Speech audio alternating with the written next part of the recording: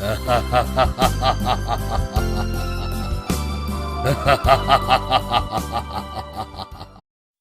बार एक बच्चा जिसका नाम राजू होता है अपनी माँ लक्ष्मी के साथ एक अंधेरे रास्ते पर जा रहा होता है। तभी उसे किसी के खाने की आवाज आती है। अरे माँ सुनो, कोई आवाज आ रही है, जैसे कोई खाना खा रहा है, लेकिन कौन है जो इतनी रात को खा रहा है? फिर राजू और लक्ष्मी आवाज की दिशा में बढ़ जाते हैं। वहाँ एक औरत बैठकर खाना खा रही होती है। राजू और लक्ष्मी उसके पास जाते हैं, लेकिन जो उन्हें दूर से औरत दिख रही होती है दरअसल वो एक चुड़ैल होती है। उसे देखकर दोनों डर जाते हैं। तभी चुड़ैल उनकी ओर देखती है और बोलती है, अरे तुम दोनों कौन हो और यहाँ कैसे आए? जी चुड़ैल जी, मैं लक्ष्मी हूँ और ये मेरा बेटा राजू है। आपके खाने की आवाज सुनकर यहाँ आ गए। आप इतने भुक्खड़ों की तरह जो खा रही थी, बहुत आवाजें आ रही थी। क्या कहा? भुक्खड़? मुझे ऐसे ही भूख लगती है। मैं जब जिंदा थी तब भी ऐसे ही खाती थी। आप तो एक नेक चुड़ैल लगती हैं। क्या हुआ था आपके साथ, बताइए ना मुझे। तुम जानना चाहती हो तो सुनो। एक गांव में चंपा नाम की एक औरत अपने पति ढीला सिंह और बेटे हिम्मत सिंह के साथ रहती थी। चंपा स्वभाव से ही बहुत मुंहफट, गुस्से वाली और बदतमीज थी। एक दिन वो अपने पति ढीला सिंह के साथ बैठी होती है। अजी सुनते हो, अपने बेटे हिम्मत की उम्र शादी की हो गई है। उसकी शादी की चिंता है कि नहीं? आप मेरी सुनते ही नहीं।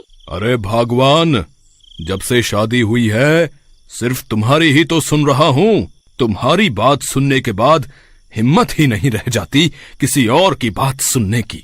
ओहो, ताने मारने का मौका तो बिल्कुल नहीं छोड़ते हो तुम। वाह, वैसे मैंने देखी है एक लड़की अपने हिम्मत के लिए, बहुत ही खूबसूरत है वो।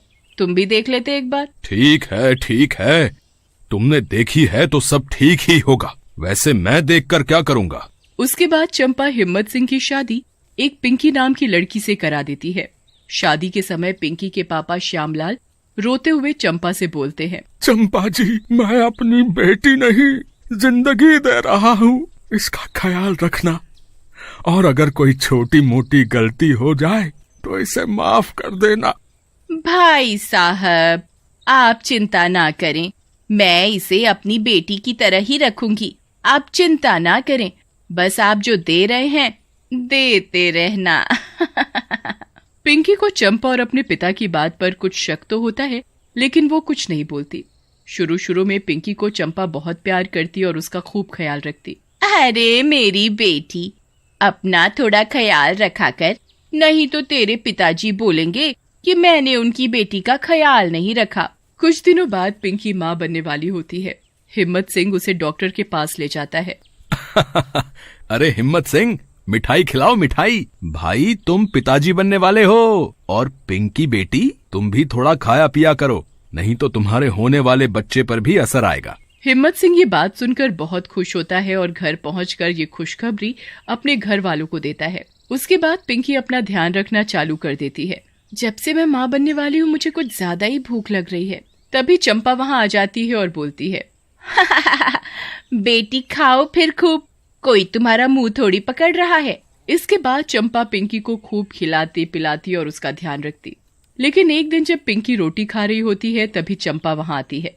ये कैसी भुक्खड़ गले पड़ गई है हमारे, देखो तो ऐसा लगता है जैसे सब घर वालों का खाना अकेले ही खा जाएगी। अरे माँ जी, आप ये बात क्या कह रही हैं? क्या हुआ? लेकिन चंपा कुछ नहीं बोलती और वहाँ से चली जाती है। उसके बाद तो मानो ये रोज की बात बन गई थी। चंपा रोज किसी न किसी बहाने से पिंकी को भला बुरा कहती रहती। एक दिन तो हद ही हो गई जब चंपा ने पिंकी पर हाथ उठा दिया और उसे खूब मारा। जब देखो खाती रहती है, घर का राशन क्या तेरा बाप दिलाता है? बोल उसे जाकर तेरे हिस्से का पैसा दिया करे। मनहूस बाप की मनहूस बेटी। अपने पिताजी की बुराई सुनकर पिंकी से भी रहा नहीं जाता और वो रोते रोते बोलती है, माँ जी, आप मेरे पिताजी को बीच में क्यों ला रही हैं? भला उन्होंने क्या किया है?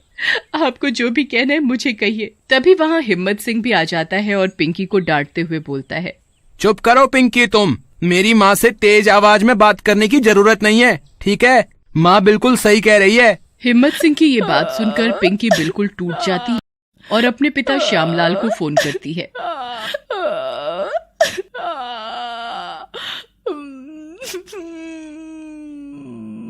पिताजी मुझे यहाँ से अपने घर ले चलो।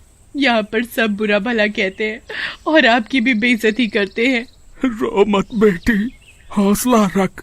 वैसे भी शादी के बाद लड़की का घर उसका ससुराल ही होता है। तू हौसला रख, मैं कुछ करता हूँ। ऐसा कहकर श्यामलाल फोन काट देता है। तभी वहाँ चंपा आ जाती है। हो गई हमारी चुगली तेरे भिखारी बाप से। कुछ नहीं करेगा वो तेरी मदद के लिए। ऐसा कहकर चंपा वहाँ से चली जाती है। उसके बाद तो मानो ये रोज की बात ही हो जाती है। चंपा पिंकी को किसी न किसी बहाने मारती पीटती। उसके बाद धीरे धीरे चंपा ने पिंकी को खाना भी कम देना शुरू कर दिया। ये ले भुक्खड़, ठूस ले और फिर घर के सारे काम भी खत्म कर जल्दी से।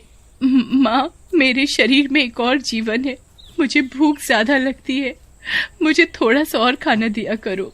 कहीं इस बेजुबान को कुछ हो न जाए। हाँ, जीवन है तो मैं क्या करूं? तेरे भिखारी बाप ने कौन सा टकसाल दे दिया है जिसमें नोट छप रहे हैं? जो है खा ले और घर के काम जल्दी से खत्म कर। एक दिन चंपा, हिम्मत सिंह और ढीला सिंह बैठे बातें कर रहे होते हैं और पिंकी कमरे के बाहर खड़ी होकर उनकी बातें सुनने लगती है। अरे ये करमचली तो हमारा पीछा ही नहीं छोड़ रही। सोचा था कि भाग जाएगी तो अपने हिम्मत की शादी किसी दूसरी लड़की से करा के कुछ पैसे कमा लेंगे। लेकिन भगवान, इसके बाप ने भी तो इतनी मोटी रकम दी है। तुम तो चुप ही करो। तुम्हारा बस चले तो जो है वो भी लुटा दो इस भुक्खड़ पर। शादी में दिया था, अब तो कुछ नहीं देता वो। सही कह रही हो माँ, मुझे तो ये पिंकी शुरू से ही पसंद नहीं थी, लेकिन आपके कहने पर मैंने इससे शादी कर ली। तू चिंता ना कर बेटा, बस एक मौका मिल जाने दे, तुझे भी इस पिंकी से आजाद करा दूंगी। तभी पिंकी वहाँ आ जाती है।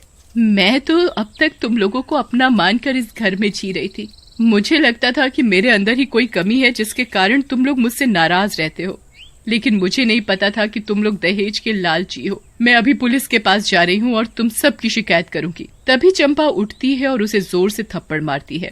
पुलिस के पास तो तू तब जाएगी ना जब यहाँ से जिंदा बचेगी।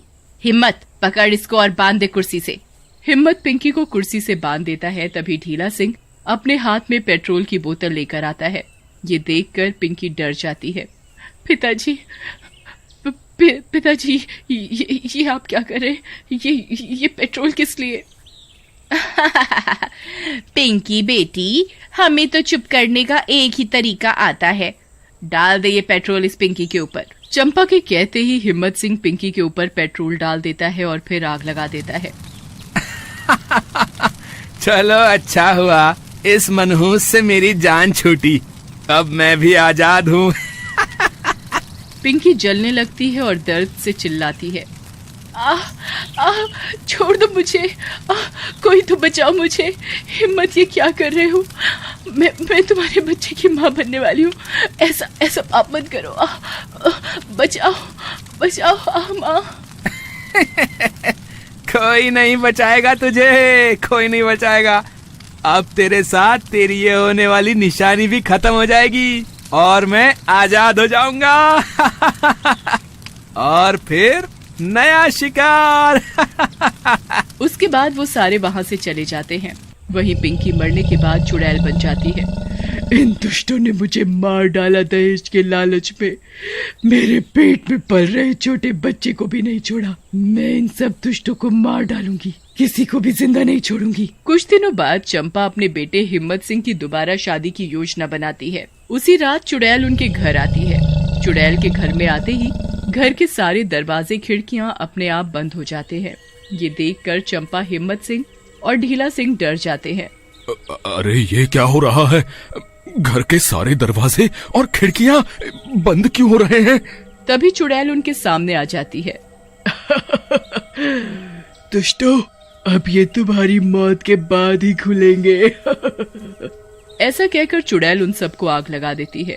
वो तीनों जलने लगते हैं और थोड़ी देर में जलकर राख हो जाते हैं। फिर चुड़ैल लक्ष्मी से कहती है, ये है मेरी कहानी। इस तरह से मैंने उन दुष्टों से अपनी और अपने बच्चे की मौत का बदला ले लिया। आज से जब भी भूख लगे आप मेरे घर खाना खाने आ जाना।